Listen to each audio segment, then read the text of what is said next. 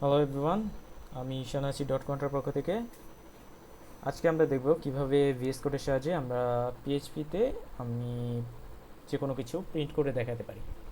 তো ফার্স্টে আমি আমার ভিএস কোডে চলে আসলাম এবং আমি আমার একটা ফাইল রেডি করলাম, যেটার নাম আমি দিয়েছি 01_variable.php। আমার .php এক্সটেনশনটা কিন্তু ম্যান্ডেটরি, যেহেতু আমি পিএইচপি কোড রান করব।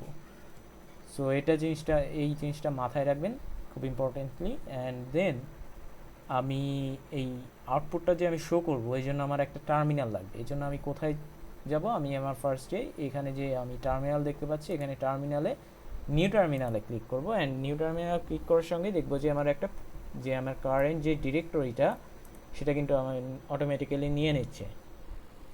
তো আপনি চাইলে পারে কিন্তু আপনি ভিএস কোড ছাড়াও আপনি উইন্ডোজ পাওয়ার শেলেও আপনি এটা রান করতে পারবেন। আমি উইন্ডোজ পাওয়ার শেলটা অন করলাম এবং আমি আমার এই উইন্ডোজ পাওয়ার শেলে আমার যে কারেন্ট ডিরেক্টরি ওটা আমি চেঞ্জ করে দেবো। সো আমি লিখব কমান্ড সিডি।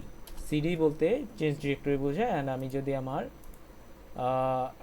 আমার আই আমার যেখানে ফাইল আছে তার যে ফোল্ডারটা, সেই ফোল্ডারটা আমি ড্র্যাগ করে আমি এখানে ছেড়ে দিচ্ছি।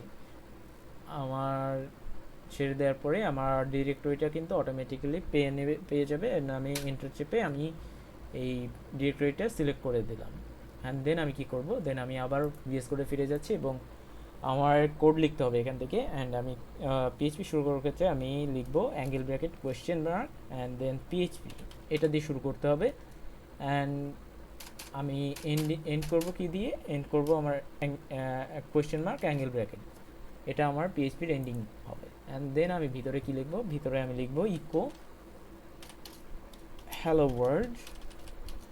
হ্যালো ওয়ার্ল্ড, আপনি চাইলে অন্য যে কোনো কিছুই করতে পারেন, এখানে প্রিন্ট করতে পারেন, বাট আমি হ্যালো ওয়ার্ল্ড দেখাচ্ছি। অ্যান্ড এটা কাইন্ড অফ উইয়ার্ড। অন্য ফাংশন আপনি যদি পাইথনে কোড করে থাকেন তো আপনি দেখতে পাবেন ওদের কিন্তু প্রিন্ট ফাংশন কাজ করে। অ্যান্ড সিতে প্রিন্ট এফ, আমার পিএইচপিতে এটা ইকো প্রিন্ট না, ওরকম কিছু না, জাস্ট ইকো লিখে আপনি যেটা লিখবেন স্ট্রিং আকারে সেটা শো করবে। অ্যান্ড যদি আমি এই আউটপুটটা আমার টার্মিনালে দেখতে চাই, তো আমি ফার্স্টে লিখবো পিএইচপি ড্যাশ আমার যে কারেন্ট ফাইলটা 01। এখন আমি কি এই 01_variable.php এটা পুরোটা লিখবো? অ্যাবসলিউটলি না।